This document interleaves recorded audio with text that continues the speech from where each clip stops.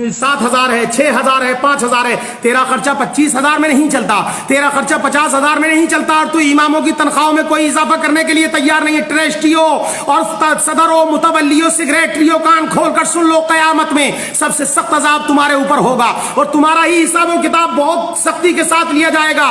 تمہاری زندگی تمہارا جو ہے بہت سختی کے ساتھ تمہارا حساب و کتاب ہوگا, کیونکہ تم نے اماموں کے گلے دبا کر رکھے ہیں. تمہارا امام مسجد میں ہے, تو رات کے 12 بجے بلائے تو تیرا امام آتا ہے. اگر تو بچے کے کان میں اذان پڑھوائے تو تیرا امام آتا ہے. اگر تو تیل پڑنے کے لیے کہے تو تیرا امام آتا ہے. تمہارے امام تمہارے گھروں کی ساری چیزیں دیکھ بھال بھی کر رہے ہیں, بچوں کو بھی, اور نمازیں اذانیں بھی پڑھ رہے ہیں, اور ان کی تنخواہ 3,000 سے 4,000 لیتا ہے. ذرا خبردار ہو جا, امام سے جو ہے محبتیں کرو, اور وہ جو شاعروں اور جو تمام لوگوں کو جو تم پیسہ دے رہے ہو اس پیسے کو دینا بند کرو, اماموں کی تنخواہوں میں اضافہ کرو, اور جلسے کرنے کے لیے فری کے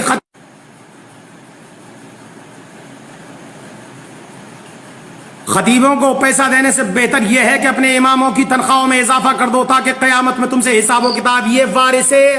یہ وارث نبی ہیں, وارث نبی, انہوں نے نبی کے مصلے کو سنبھال رکھا ہے. یہ مصلے جو ہے نبی کے مصلے پر بیٹھے ہوئے ہیں, انہوں نے مسجدوں کو سنبھال رکھا ہے, دین کے کام کو کر رکھا ہے. اگر یہ حافظ قرآن اور یہ تمہاری مسجدوں کے امام نہ ہوتے تو تیری مسجد میں اذان کون پڑھتا, تیری مسجد میں لائٹیں کون جلاتا, تیری مسجد میں جو ہے روشنی کون کرتا, یہ سارے کام و کاج کون کرتا؟ مجھے ذرا بتا, تیرا جنازہ کون پڑھاتا, تیرے بچے کو بسم اللہ خانی کون کراتا, اور یہ تیری فاتحہ خانی کون کرتا, تیرے لیے قرآن کون پڑھتا؟ ذرا بتا, اندازہ لگا اور سوچ. اماموں کا گلا گھونٹنے سے بہتر یہ ہے سائیکل امام خرید لے تو تم کفے افسوس ہاتھ ملتے ہو, اور جو پوری دنیا کے لوگوں تم ایئر کنڈیشن میں رہتے ہو تو امام بیچارہ کچھ نہیں کہتا.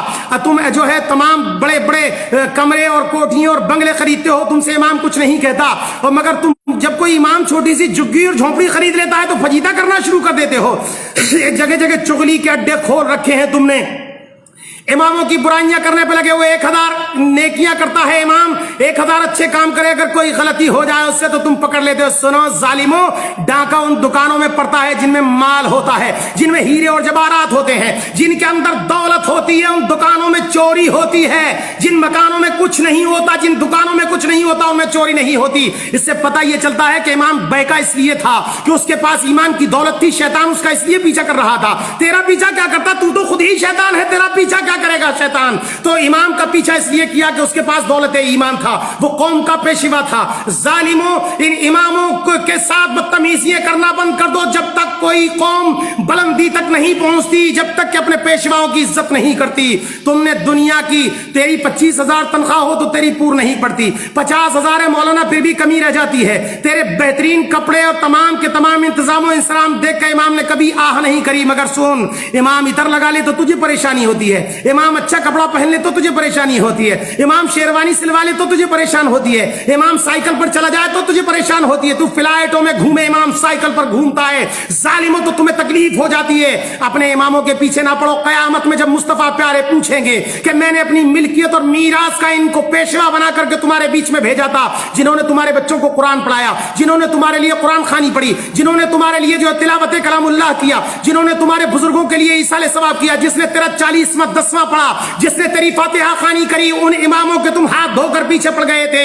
سن لو ٹرسٹیوں, ظالموں, سن لو تمام کمیٹیوں کے لوگوں, سن لو, تمہاری زندگی میں انقلاب پیدا نہیں ہو سکتا. تم اپنے گھروں کے خرچے مسجدوں اور مدرسوں کے چندوں سے چلاتے ہو, اور اس کے باوجود امام اگر تمہاری پول پٹی کھول دے تو اماموں کے ہاتھ دھو کر پیچھے پڑ جاتے ہو, طرح طرح کے الزامات لگاتے ہو, عیب لگاتے ہو اماموں پر, اور لگانے کے بعد انہیں مسجدوں سے نکال دیتے. کوئی کہتا ہے 5 سال ہو گئے امام صاحب کو, جلدی نکالو. اور کوئی پوچھے جناب انہوں نے غلطی کیا کی, بولے نہیں, امام کو زیادہ دن نہیں رہنے دینا چاہیے, ان کے تعلقات بہت اچھے بن گئے ہیں. پتہ یہ چلا کہ امام زیادہ دن رہے گا تو تیری ساری خبر رکھے گا. تو کتنا پیسہ مدرسے مسجد کا کھاتا ہے اس کو خبر ہوگی, تو مسجد کے کتنے مال کو دباتا ہے اس کو خبر ہوگی. تیری پول کھول دے گا وہ امام. اس لیے تو ان اماموں کی مخالفت میں لگ گیا. جلدی کرو, اس کو ایسا نہ ہو کہ ہمارے راز کھل جائیں, ہماری پول پٹی کھل جائے, ہماری زندگی جو ہے غرق ہو جائے اور لوگوں میں ہماری جوتیوں دال بٹنے لگ جائے. اس لیے اماموں کے پیچھے پڑتے ہو. ظالموں, اماموں کی تنخواہ بڑھاؤ. بڑے بڑے خطیب آتے ہیں, شعرا آتے ہیں, بڑے بڑے 25,000 لے کر جاتے ہیں, اور تم ایک ایک رات میں دے دیتے ہو. امام کی 3,500 روپے تنخواہ, امام کی 3,000 روپے تنخواہ. کبھی تم نے سوچا اور امام سے پوچھا کہ تمہارا 2,500 میں خرچہ کیسے چلتا ہے, تمہارا جو ہے 3,000 میں خرچہ کیسے چلتا ہے, تم اتنے بڑے کام کو کیسے کرتے ہو؟ تو نے کبھی بھی نہیں پوچھا امام سے آ کر ایک مرتبہ بھی نہیں پوچھتا کہ تیرے بچوں کو کپڑے بنے کہ نہیں بنے ہیں, تیرے بچے کی بیماری کے لیے کوئی علاج کا انتظام و انسرام ہے کہ نہیں ہے. امام بخار میں پڑا رہے کمرے میں, ایک بھی مقتدی آ کر نہیں دیکھتا, ایک بھی جو ہے مدرس پڑا رہے اسے آ کر کے نہیں دیکھتا. ظالمو, تم پر لازم ہے کہ تم اپنے اماموں کی خبر کرو, اور یہ تم پر کورونا وائرس کا جو عذاب آیا ہوا ہے سن لو, یہ صرف اور صرف تمہاری بدتمیزیوں اور اپنے پیشواؤں کی جو کے اوپر جو